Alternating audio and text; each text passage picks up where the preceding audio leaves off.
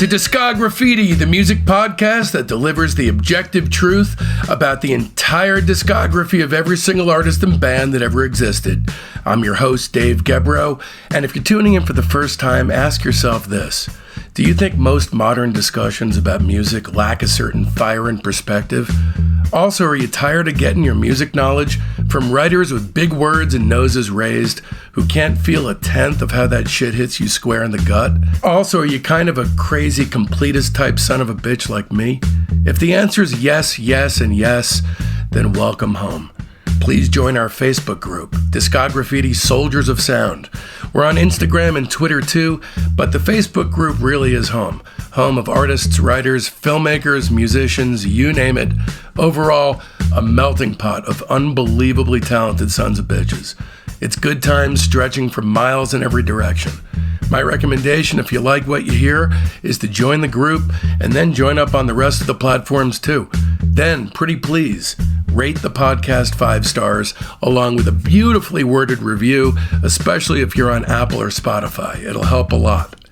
On whatever platform you do call home, you'll be privy to a never-ending flow of ongoing bonus content, giveaways, free swag, and encouraging words of wisdom on how to never, ever give up on your rock and roll dreams of maintaining a Lester Bangs-like perspective deep into adulthood.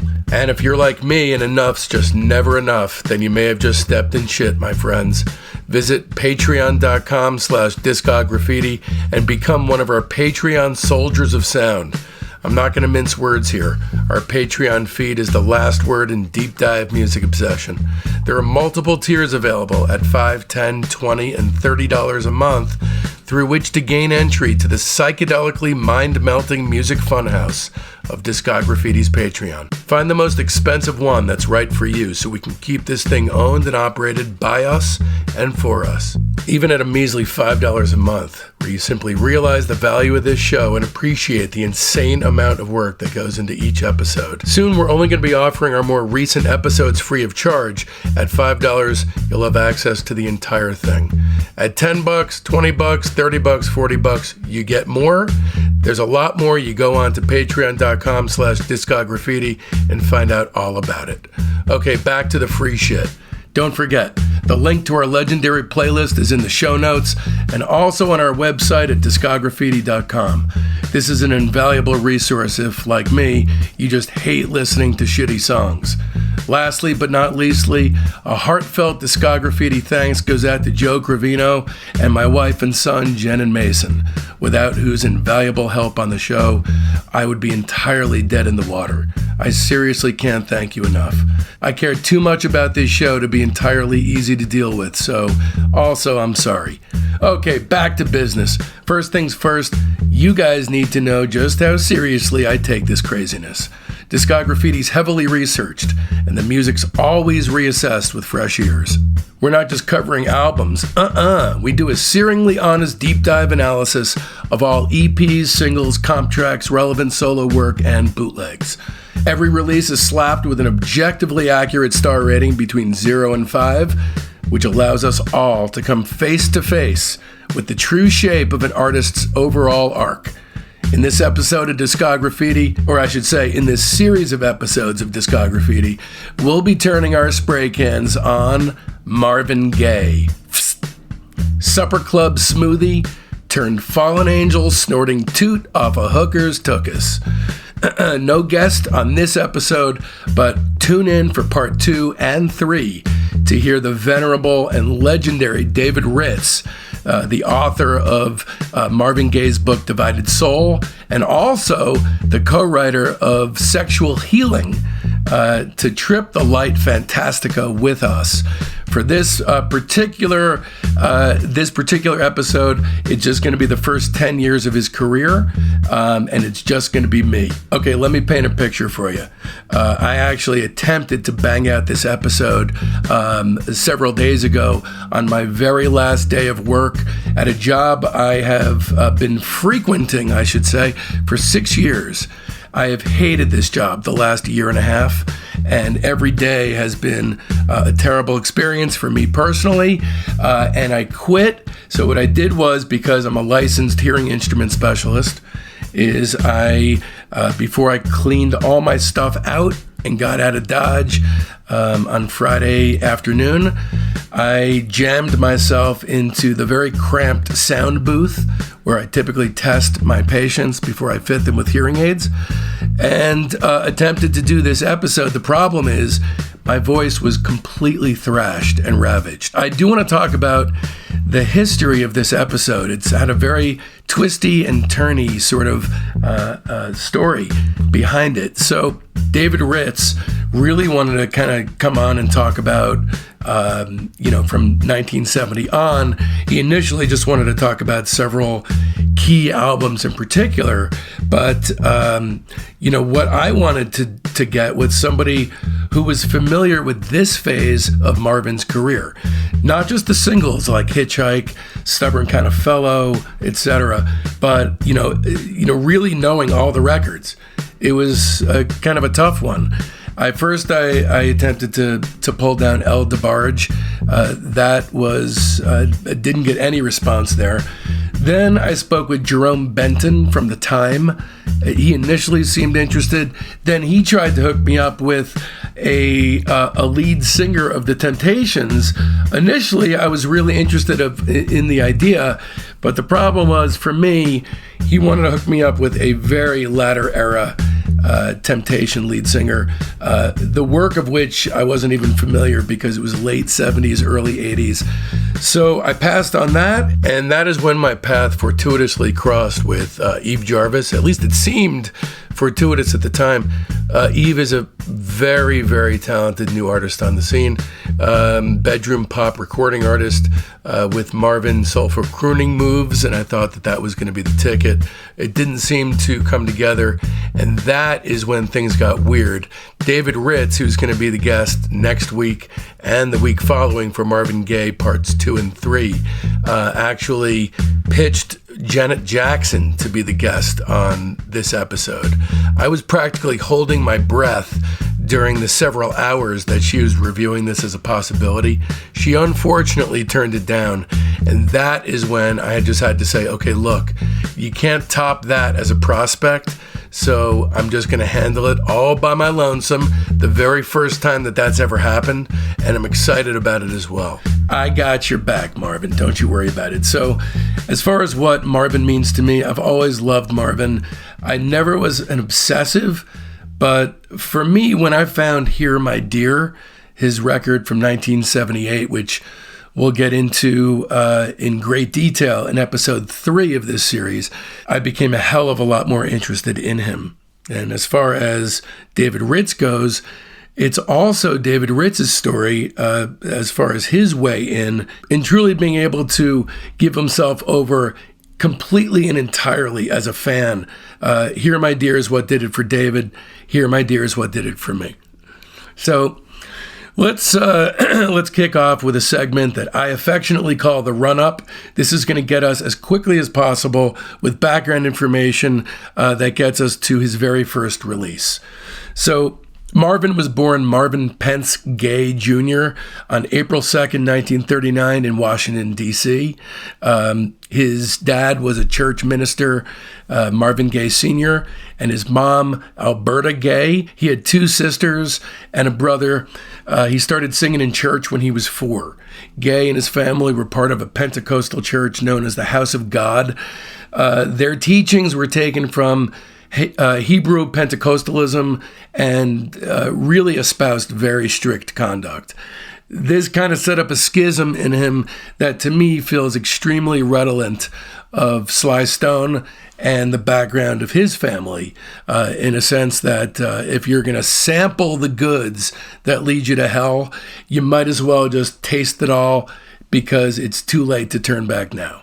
So Gaye developed an early love of singing and was encouraged to pursue a career in music after he performed in a school play when he was 11, singing Mario Lanza's Be My Love. He, unfortunately, at home, had a very brutal home life, consisting of his dad brutally whipping him for practically any shortcoming, apparently. he felt, looking back, that had his mother not consoled him and, had his back and encouraged him singing, that he would have committed suicide. His sister later explained that Gaye was beaten frequently from age 7 well into the teenage years. Talking to David Ritz years later, Marvin said, "It wasn't simply that my father beat me, though that was bad enough. By the time I was 12, there wasn't an inch on my body that hadn't been bruised and beaten by him." Okay, so after he came back from the Air Force, Gaye and his good friend Reese Palmer formed a vocal quartet called the Marquis. They performed in the D.C. area and soon began working with Bo Diddley. So their sole single was called Wyatt Earp. It was co-written by Bo Diddley. It did not chart, and the group was soon dropped from the label. During this period is when Marvin began composing music. Under Harvey Fuqua's direction, the group changed its name to Harvey and the New Moonglows and relocated to Chicago. They recorded a bunch of sides for Chess in 1959, including the song Mama Lucy, which was Gaye's first lead vocal recording. That's 1959. That's where things kind of kick off. So the Moonglows found work as session singers for more established acts like Chuck Berry. Back in the USA and Almost Grown, that's the group in the background singing backup for Chuck Berry. In 1960, the group broke up. Marvin relocates to Detroit with Harvey Fuqua, which is where he finds himself performing Mr. Sandman at Motown CEO Berry Gordy's annual Christmas party, where Marvin's playing piano and singing. Gordy's pretty impressed and signs him to Motown that next month. Gaye was then assigned to Motown's Tamla label, which is where his home would be for the next 20 years. In the meantime, Marvin meets and falls in love with one of Berry's sisters, Anna Gordy, and the couple begins dating during the spring of 1961, and they're married within 1 year. So before the release of his first single, Marvin actually changes the spelling of his surname and adds an E. His original name is Gay.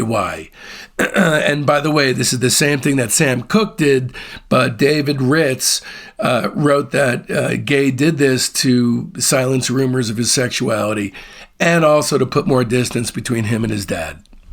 Phase 1.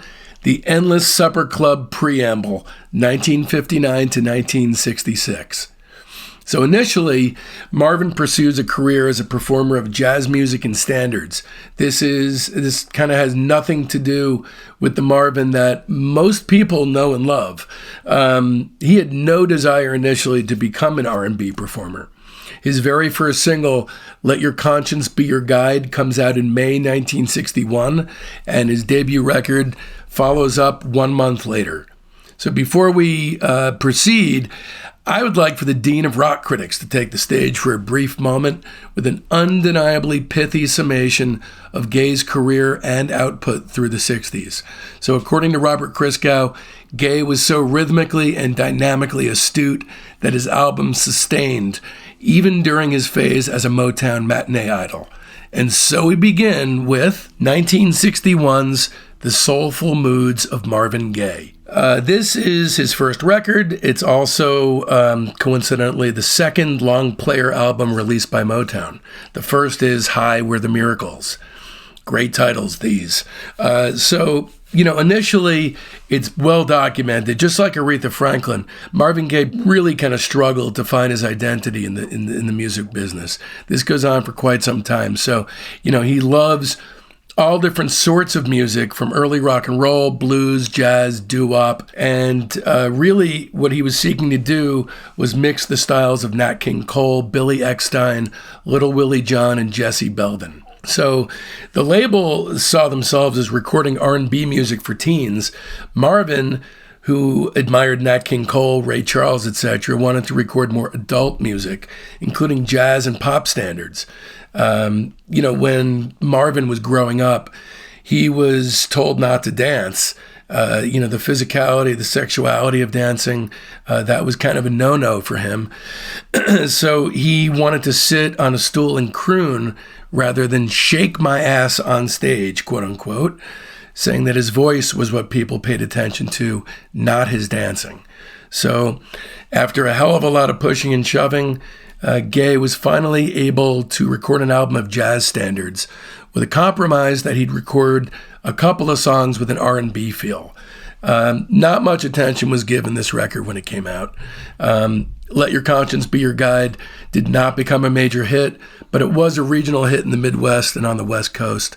After this record came out, through the 60s, Marvin's jazz ambitions continued unabated.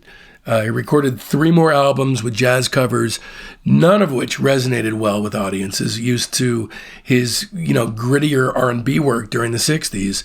It just kind of fell on deaf ears. This record, the only song that I would consider to be an excellent song would be the single, Let Your Conscience Be Your Guide, written by Berry Gordy and really a surprisingly excellent early blues supper club classic. Aside from that track, there's 4 other tunes worthy of inclusion on the playlist with really terrific supper club jazz elegance to them, including I'm Afraid the Masquerade is Over, Easy Living, How Deep is the Ocean, How High is the Sky, and You Don't Know What Love Is. And this is not the crowning pinnacle of his work at the label. The material I find is pulled off most successfully here is the snare brush torch song from the Edge of Nowhere stuff. I actually like this style of his, and I think it works far better, at least to my ears, than I'd been led to believe it would. At its best, this stuff is haunting and uncharacteristic of what would follow. I give it 3 stars. January 1963, That Stubborn Kind of Fellow comes out. So this is kind of where things really start to kick in for him. Gaye still didn't want an R&B career, still wasn't interested, but after Please Mr. Postman by the Marvelettes, which had a younger sound that attracted pop audiences and became Motown's first #1 single, Gordy went after a much younger R&B sound. And although Marvin initially wasn't interested in going along with it, Marvin changed his mind and began composing songs with Mickey Stevenson and was determined to get a leg up over at Motown. The second single, Stubborn Kind of Fellow, was the first charted single for Marvin, which reached number 8 R&B and number 46 pop in late 62. The 2 other singles that came off the record, Hitchhike and Pride and Joy, would do even better. Hitchhike got up to number 30 and Pride and Joy number 10. So that's his first top 10 pop single and his first R&B single to reach the top 5, which peaked at number 2. And another crucial component of this one is that some of these tunes would be covered by groups like the Stones and the Who in an early incarnation. Let's talk about the record. Side 1 is awesome. Stubborn Kind of Fellow kicks things off. It's pimple simple and it put Marv on the map. Then you have Pride and Joy. The song was also the 3rd straight and final single to include Martha and the Vandellas in background vocals, just weeks before Heatwave made them one of the bigger acts there. Next up is on the record is Hitchhike. Hitchhike is awesome. Love that song. It's one of my favorites of the early hits, if not the favorite. The low swooping honk of the sax, the stop-start chorus rhythm, and that flute solo, all of it's classic. The Velvet Underground song, There She Goes Again, is, let's not say it's based on Hitchhike, let's say it's a very strong pastiche of the way that the song feels. Then the problem we have, and this is a problem that you'll find kind of plagues not just his career, but a lot of the careers of artists in the 60s who were releasing records in a time when LPs were not really the main focus. Side B sucks. I mean, for him it sucks, let's just say. This record is definitely an improvement on the debut in some ways, and a regression in others. The first side bears the template of the new Gaye pop sound, loaded with hits from singles that were released around that time. Side 2 is more of a hedged bet, material that just wasn't quite as inspired, just a series of workmanlike filler-style tracks. But overall, even the filler is kind of strong, and that first side is truly a doozy. I give this 3.5 stars. Also, in September 63, we have the Can I Get a Witness single. Holy fuck, is this a great song. And this is a Holland Dozier Holland song. Marvin recorded the song in one take.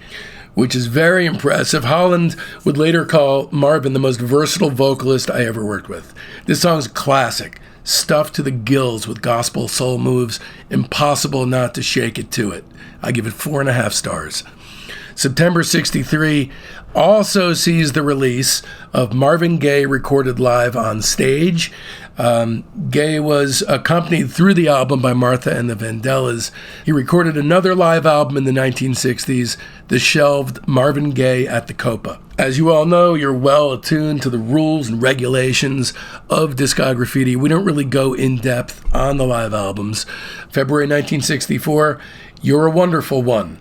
A really good single. This was again written by Holland Dozier Holland. It charted at number 15 on Billboard. You got the Supremes on background vocals. I don't think it's one of his top tier efforts, but it's a really strong, serviceable boogie woogie twist on R&B. I give it 3.5 stars. April 1st, 1964, When I'm Alone, I Cry. This is one of a bunch of different attempts by Gaye and Motown to make his name as a jazz vocalist. This one includes 10 pop and jazz standards. David Ritz says his ballad style remained self-conscious and restrained. The results were flat. So after this was unsuccessful when it was released, Marvin finally gave in to pressure to record more R&B and soul stuff.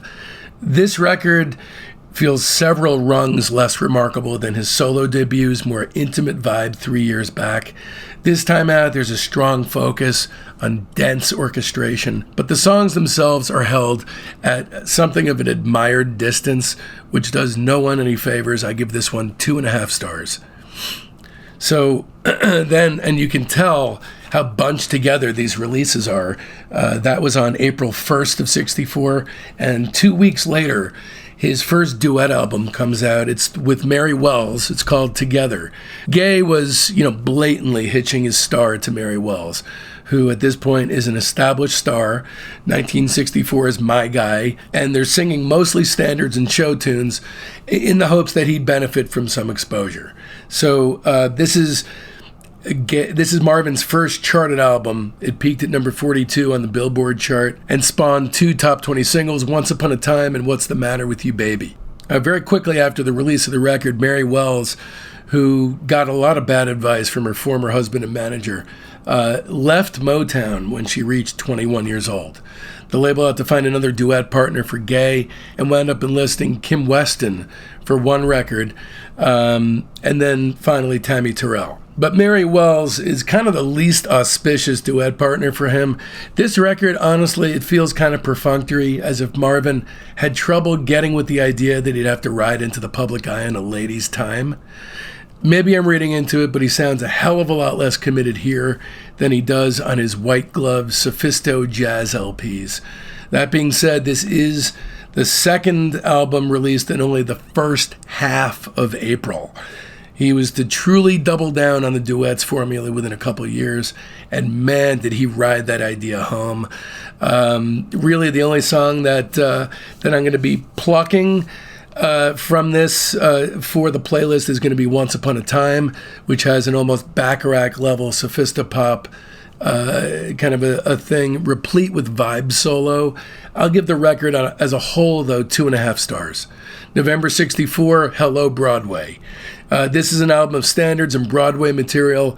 This is basically showcasing more of Marvin's personal desire to be a Nat King Cole, Frank Sinatra-style crooner. And this record, I have almost no use for whatsoever personally. Swaying under the moonlight type shit, a total miscalculation by the artist. It's really funny how it's typically the record company imposing Caucasian-y restrictions like this on their artists, but a lot less often do you see this type of self-straitjacketing and what appears to be an unclear reflection in the mirror of his own musical soul. This is Marvin wanting to do things that, what we know about retrospectively is that this is kind of like Michael Jordan playing baseball. The album sports overly florid Jiminy Cricket type orchestration, and that shit does this man no favors whatsoever. Obviously, it's competently assembled, but this slab of wax is graded on a curve, and I give it 2 stars. January 1965 sees the release of How Sweet It Is to Be Loved by You. The title track, of course, enormously successful. At the time, it was his best-selling single and was, of course, covered by James Taylor in 1975, also to great success. Other hits on the record include Try It Baby, which has the Temptations on it, and Baby Don't You Do It. Let's talk about this record. We kick off side 1 with You're a Wonderful One. Yesterday's Papers, since it had already been released, but still a great song. How Sweet It Is to Be Loved by You, a Holland Dozier Holland masterpiece.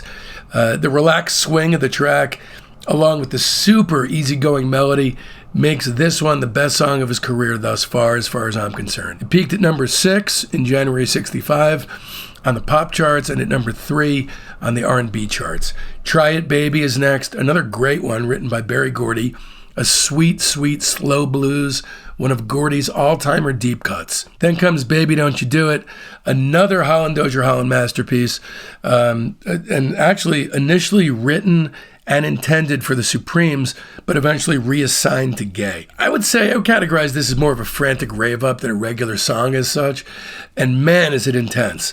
Let's also talk about its exhumation as a rock and roll standard in the early 70s. The Who covered it in 1971, and the band famously covered it in 1972.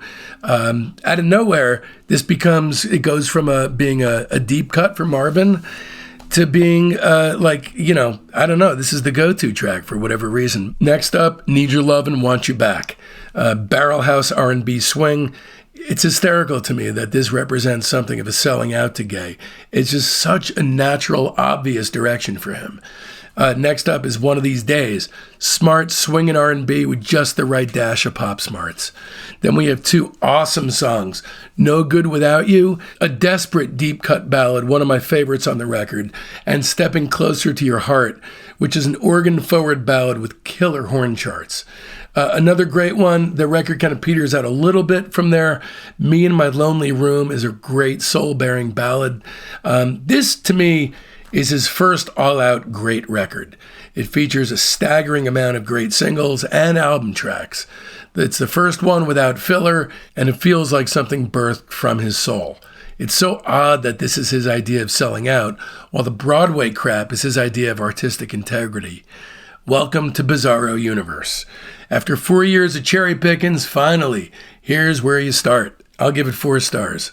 June 1965, that sees the release of Pretty Little Baby, which is a single, also known as Purple Snowflakes. This was released on June 18th, 1965, never included on an LP by Marvin, and it's a bit of an anomaly in the trajectory of his career. Gaye wound up singing and recording Purple Snowflakes in 1964, just before Pretty Little Baby, though the Christmas jingle wasn't released for a few decades. I'll give this 4.5 stars. I love it. November 1965, a tribute to the great Nat King Cole. As it sounds, this is a tribute LP dedicated to Marvin's idol, who had died of lung cancer earlier that year. Of course, what is meaningful to Marvin falls deftly on my ears. Dude had to learn lessons over and over again to understand the unavoidable truth of his situation. This easy listening pap was not playing to his strengths. I docked Marvin a 0.5 star for not being self-aware enough to have recognized where his bread was going to be buttered by now. I give this 1.5 stars. I'm not a fan of this. May 1966, Moods of Marvin Gaye. The plan of the record was to establish Marvin as a strong albums-oriented artist, as well as a hitmaker. He'd begun work on a standards album around this time, but sessions were not successful. 6 songs from this record were released as singles, and impressively, all of them reached the top 40 on the R&B singles chart. and 4 of them reached the top 40 on the pop charts. But we start off with I'll Be Doggone, which has high levels of laid-back cool here and is a great pop melody. Little Darling, I Need You, Holland Dozier Holland, sounds a little too close to How Sweet It Is for Comfort for this nerdy fuckface. But it's still a good, solid ripoff, and it's definitely got the classic exuberance of mid-60s HDH. Take This Heart of Mine. This one feels a bit more frantic, like R&B with just a bump of meth. Actually, the last 2 songs on the first side are amazing. One More Heartache, the 3rd release and 3rd consecutive top 40 single from the record, and was produced with a similar sound to Ain't That Peculiar, a sick lead guitar figure, best riff on the album, and just a killer commanding all-timer lead. Ain't That Peculiar is another great one. It's Marvin's second U.S. million-selling 45. This song swings like crazy. It's just so fucking good. This has to be my favorite early track of his. It's just got a ludicrous amount of groove, just endless. Now, as far as side 2 goes, that's where things kind of trail off. Nightlife is the only song I'm going to recommend for something that really pops out at you. Nightlife is super soulful blues jazz by way of Nolans.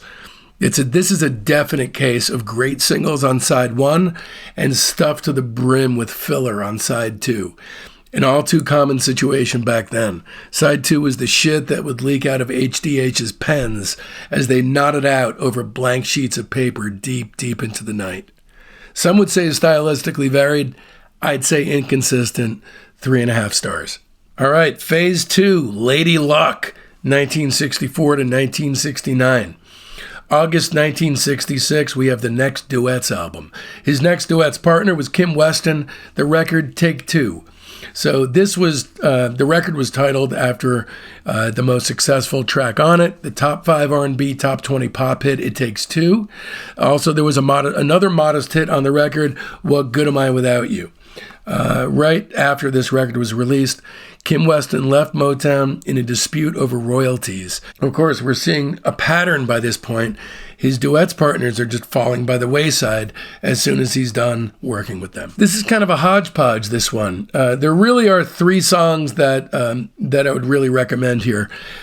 Track 1, side 1, It Takes Two. I mean, that's a perfect poppy R&B tune, a totally classic single.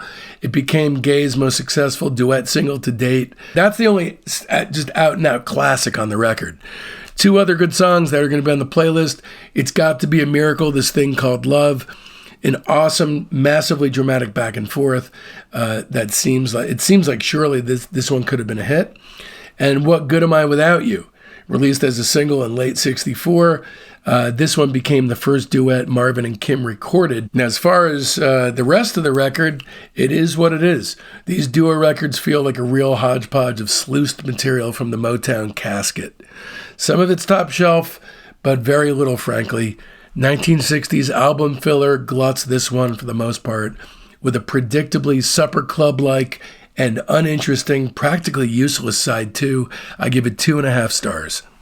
1967 brings another duets record, this one with Tammy Terrell, called United. United spawned 2 top 10 singles, Your Precious Love, If I Could Build My Whole World Around You, plus the top 20 single Ain't No Mountain High Enough and If This World Were Mine. Right from the get-go, we are on stronger ground here as far as, the worth of this record. Ain't No Mountain High Enough is a great song written by Nicholas Ashford and Valerie Simpson prior to joining Motown. Everybody knows this song, and for good reason. There's a couple other Stone Cold classics on the record. Your Precious Love is one of them. I love whatever tracks Marvin touches that have a lithe, bluesy swing to them. This one's a perfect example. It just has such an ease with itself. This one has a touch of magic about it. It's a solo Marvin creation that's most definitely playing to underused, almost hypnagogic vibed strengths. It's pretty different, and I wish there were more like it. Give a Little Love is another good one. Buttercup Sweet Old Fashioned Concoction. The only other song I'd really recommend that really shoots out of the pack here is If I Could Build My Whole World Around You. The Tammy Terrell partnership was definitely a third time's the charm type situation. The material was of a higher caliber, and sparks seemed to ignite more fully than with Mary or Kim. 3 classics and a couple other solid keepers tossed in rates this one slightly higher than the previous collab records. I'll give it 3.5 stars. In October 1967, Marvin and Tammy had an engagement at Hampton Sydney College, and Tammy Terrell collapsed into Marvin's arms. She was later diagnosed at the end of the year with having a brain tumor. A lot of people speculate that her illness and her subsequent death 2.5 years later really affected Gaye's performances to the extent that it transformed him from being a soul stylist in the same way, that his idol, Sam Cooke, had been, into a more gospel-influenced soul vocalist who sounded more along the lines of, Otis Redding, James Brown, and David Ruffin. Motown brings Marvin back to the studio in the beginning of '67 to record a solo album. Gaye's vocals went through a transition during this period. Marvin's earlier collaborator Norman Whitfield and his pupil Frank Wilson began to write songs that they felt fit the singer's chaotic personal life. So instead of a disconnect, now things are starting to blend, and now, what other way is he actually going to come into his own as an artist? So there's all kinds of stuff going on with Gaye in his personal life that, thank God, find a home on record. His marriage to Anna Gordy was turbulent, really, really bumpy. Life on the road, Gaye had stage fright. And also his personal disagreements with Berry Gordy, they're just starting to create lots of strain in his career. This kind of sets the stage for the recording of what would become Marvin's biggest selling and signature single of his career, I Heard It Through the Grapevine.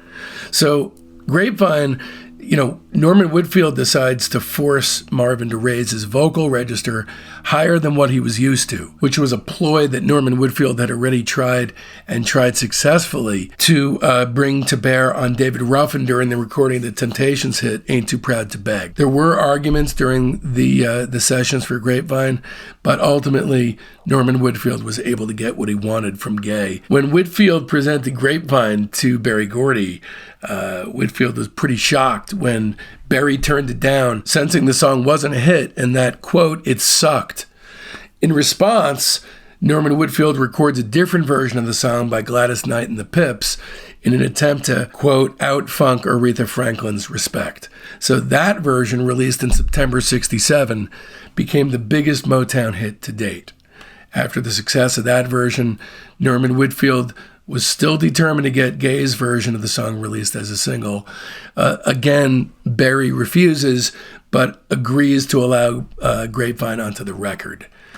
Thus, in 1968, we have a record called In the Groove, and in parentheses, I Heard It Through the Grapevine. This is the first solo studio album that Gaye had released in 2 years. Track 1 on the record is called You.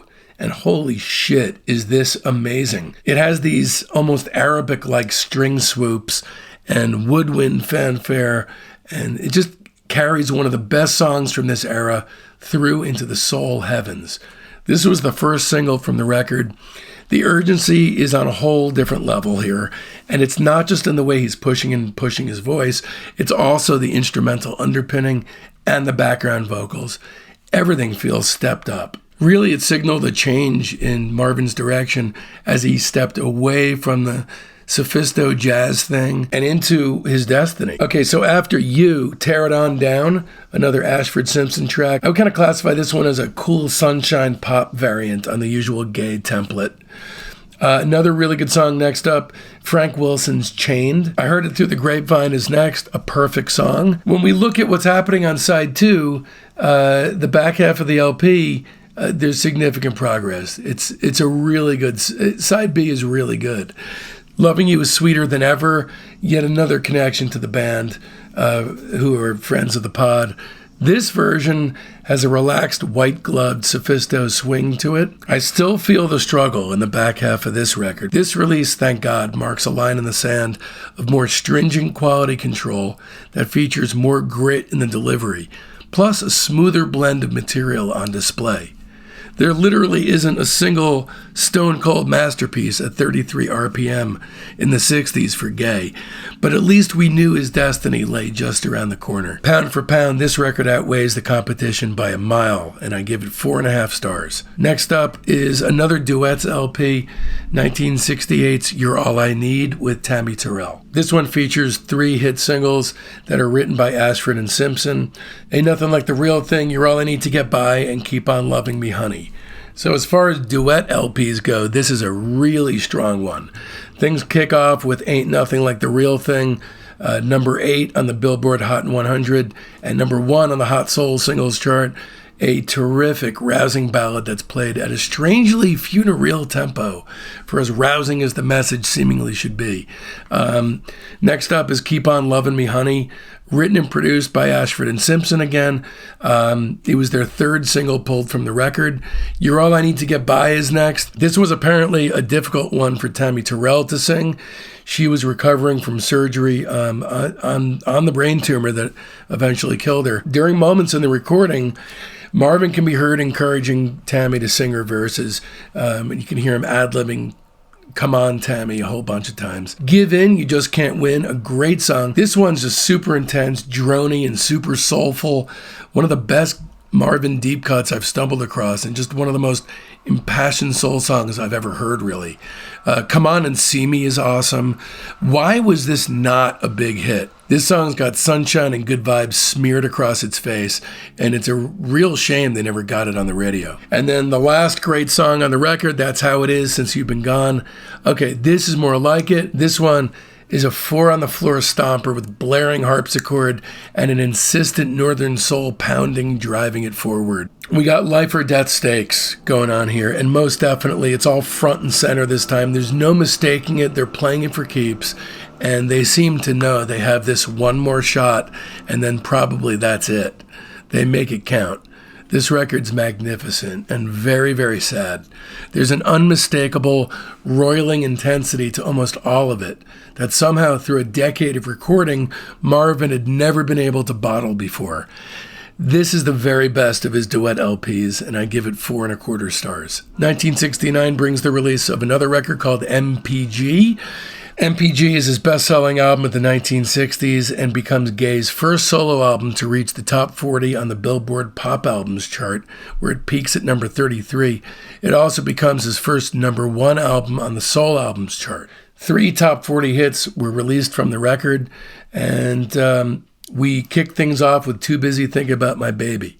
This was the follow-up single to I Heard It Through the Grapevine, which, and again, this one's a Barrett Strong, Norman Whitfield tune, along with Janie Bradford, a co-writer. This was a top 5 hit, his second biggest hit of the 60s after Grapevine. What an amazing single. For whatever reason, this one had slipped through the cracks for me. Don't know why, and I just wasn't at all familiar with it. Thank the good Lord up above for Discograffiti as it shines a bright, intense light down in my life, not just yours. That's the Way Love is the 3rd track on the record. This is his 3rd consecutive million-selling solo hit after Grapevine and Too Busy Thinking About My Baby that was written by Whitfield and Barrett Strong. Norman Whitfield basically took an up-tempo Isley Brothers record and transformed it into a slowed-down psychedelic soul opus. I like the next one better, The End of Our Road, co-written by Roger Penzabene. As with the last 2 songs in Penzabene's trilogy for The Temptations, I Wish It Would Rain and I Could Never Love Another After Loving You. The End of Our Road talked about the demise of a couple's relationship, and there's real sentiment and real feeling behind the song's words. Because as those in the know, Penzabene wrote the lyrics as personal statements to his wife, which publicized the pain of his own marriage falling apart. He really was unable to handle all the pain that was caused by his relationship with his wife. So he wrote these songs that drew from his real-life heartbreak, and after all 3 songs were completed and recorded, Penzabene committed suicide. Next up, a great song, Seek and You Shall Find, a grinding, yearning leap into the void, an amazing deep cut. Now we're back in cherry-picking territory with this record. He had to have been getting very tired of these middling mishmash records by this point. I give it 3 stars. 1969, the final Tammy Terrell record, it's called Easy. This came out in September 1969. One song, Good Lovin' Ain't Easy to Come By, was a hit single. This is a strange record because, apparently by this point, Tammy Terrell, by all accounts, is very ill. So Marvin later claimed that as a result, most of the female vocals on this record were performed by Valerie Simpson, who was the co-songwriter and co-producer for the LP with Nicholas Ashford. Whether or not that's true, it's still kind of a bummer of a record because of that. There's a couple songs that I would like to, talk about. Really 4 songs that are worthy of being talked about here. Good Lovin' Ain't Easy to Come By is the first release off the record. I think the song is a pretty damn fine song and pretty intense too. Then there's a sweet, easygoing version of California Soul, which is awesome. Then a whole bunch of songs that are not that great. What You Gave Me is the next great song, recorded in the final throes of the Marvin Tammy duet recordings. What You Gave Me became the second single from the record. And as with much of the record, there's debate over who sang with Gaye. Is it Tammy, who was undergoing treatment for brain cancer, or is it co-writer Valerie Simpson? What You Gave Me is great horn-soaked soul, definitely ripe for the plucking from this casket of a record. I Can't Believe You Love Me is the last great song on the record. I only wish there was more Mysterioso-like material in Gaye's catalog. Like I Can't Believe You Love Me. This tune is amazing, and it stands alone. The only other song I really want to talk about on the record, which is, I believe, a terrible song, is called The Onion Song. This is his first, socially conscious song, and is a very dry run for what's going on. It was a single. It peaked at number 18 on the Soul chart, number 50 on the Billboard Top 100. And really, The Onion Song is kind of like if What's Going On was shitty, if it was mismatched musically with its message and hit you over the head with a message so heavy-handed that it fucking left skull fractures. It's honestly amazing he had social conscience left in him musically after this pathetic attempt.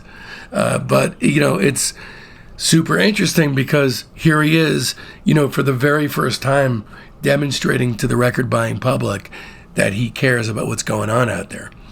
And of course, what would come from that, later in the 70s and 80s is incalculable. At this point, the record mainly feels like a cash-in the context of Marvin's career. No matter whose side of the story you believe, it still counts as exploitative and indefensible. They squeezed one more record from Tammy as she was dying. I give this 2 stars. So according to David Ritz, Anna Gordy had been physically and verbally abusive to Marvin. Marvin attempted suicide at least 3 times in his life. The first went down at this time in 1969 when he was holed up in a Detroit apartment. He was despondent from his failing marriage at the time, and he wanted to shoot himself with a handgun.